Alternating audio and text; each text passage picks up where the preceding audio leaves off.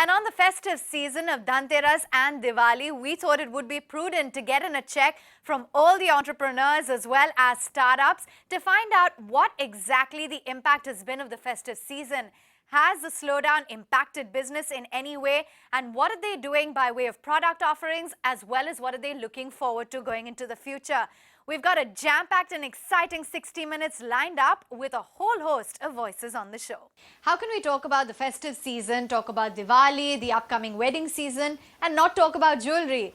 It's of course a girl's best friend, isn't it? So I've decided to get Avnish from CaratLane right here on Startup Central. Hi Avnish, welcome to Startup Central and wishing you all at CaratLane a very happy and sparkling Diwali. But I see that you're wearing a grey kurta and you're not looking like a regular jeweler. Is this festive season not glittering enough for you? You know, we actually are not like the typical jeweler in the country, right? Who's got to be loud and ostentatious. So we prefer to be more effective, and I think this is an effective color to wear today. Although I do wear a bright pair of socks from Happy Socks to add a little bit of color to my life. So how has the business been? Was it a good festive season? I'm crossing my fingers as I say this. It's been great so far, and I hope it continues because we are now in the slog overs. So I want a great power play to end off the season. You know, I'd imagine that this is just the start and things are only going to get better from here on. You've got the wedding season as well coming up. What are you expecting?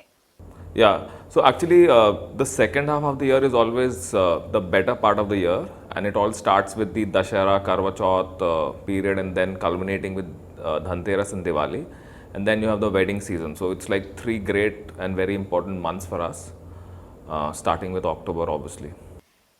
Tell me something, Avnish. These days, the headlines are a lot about the consumption, how we're seeing a slowdown, the economic drivers are not in place, people are not really spending. So what happens? I would imagine that the first thing that people will stay away from buying is going to be jewelry.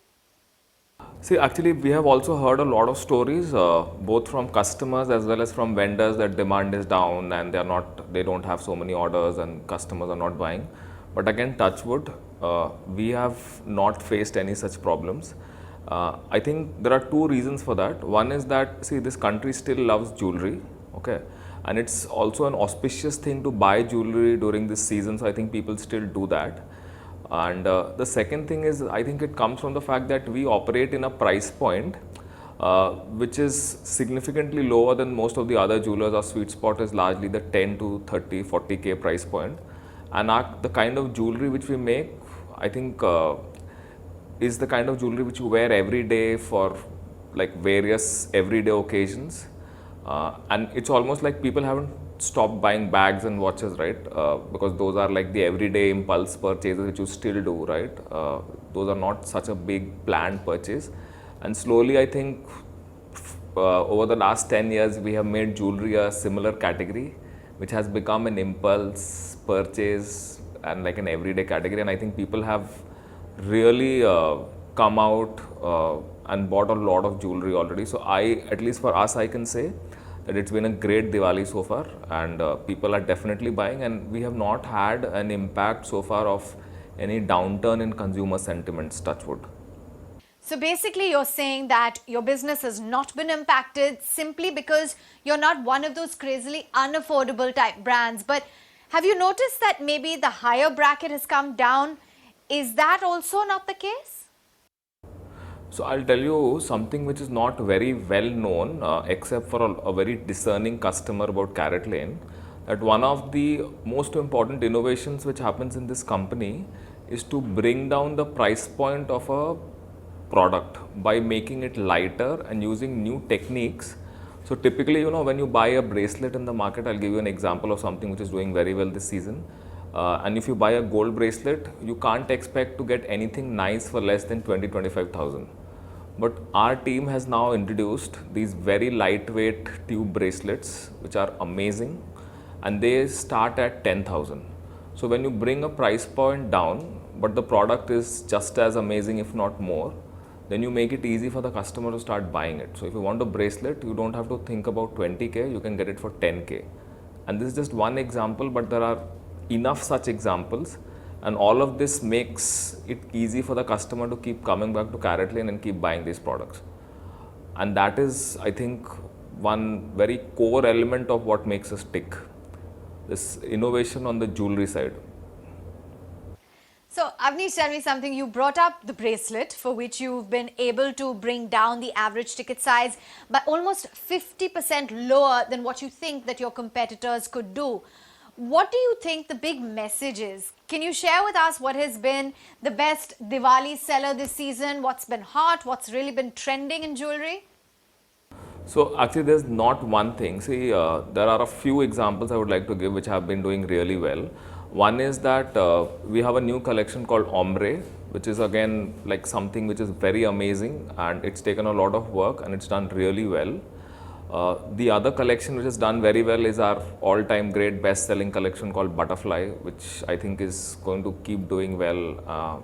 And the other examples of things which have done very well is something which I just touched upon, which was the tube bracelets.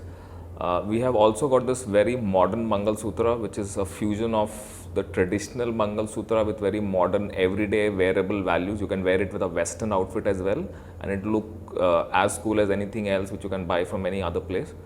So these two collections and these specific new introductions have done really well, and these are not new so much. They have been around for a while, but we have seen that in the festive season, these products, no, which balance the traditional Indian kind of look of a jewelry, but with a very modern take on it, so that the mother-in-law or the mom is also happy and the girl is also happy and everybody is happy. That's really been the best-selling thing. It's been done. These things have done well in the past also, but this season we have seen those really take off. So, from what you're saying, lends credence to the entire theory that what seems to do well is functional kind of jewelry, but maybe not the kind of jewelry that you will necessarily treat yourself with. Is that correct? See, you still treat yourself with jewelry because, like I said, it's an impulse purchase. I would actually put it slightly differently. It's not functional, but it addresses very specific customer needs. I'll give you the example again of the modern Mangal Sutra. See, Karwa Chauth is very big in this country. It was supposed to be a North Indian festival, but I can tell you that they are celebrating it all over the country. And you typically want to get a Mangal Sutra. That's one, like you have your wardrobe essentials. A Mangal Sutra is like a jewelry essential. But you typically wear a very boring old-fashioned types and you keep it in your locker and you never wear it. But when you make it in a very modern style, and I'll tell you and I'll tell all the viewers to go have a look at it, then you just want to get it, because then it solves that customer problem that I have to get a Mangal Sutra, but at the same time I'm getting this really cool piece of jewelry which I can also wear regularly. It doesn't have to go and sit in my locker. So when you solve that problem, then you make it happen basically. So, never before have you seen the heterosexual man like you see in India. Do they like jewelry? What do they wear? Do they wear these locket rings? And what kind of trends are you seeing? Tell us more about that. See, actually, we have not seen such a great demand for jewelry, the precious jewelry as such for men. And it's also one of the reasons why it's never been a focus category for us. So, not anything very interesting so far. I think the metrosexual men are spending their money elsewhere, not yet on jewelry. Would you look at stones, Avnish? Is that something going forward? Because it seems to be very big in India now. See, it's not something which we have seen any trend or any insight from customers that it's like there is any interesting movement over there. So, not as of now. But I can tell you there's going to be a lot of other interesting stuff which you will see, which most of Indian customers wouldn't have seen. Okay, Avnish, thank you so much for joining in and telling us exactly what people are buying when it comes to jewelry, and wishing you a happy Diwali.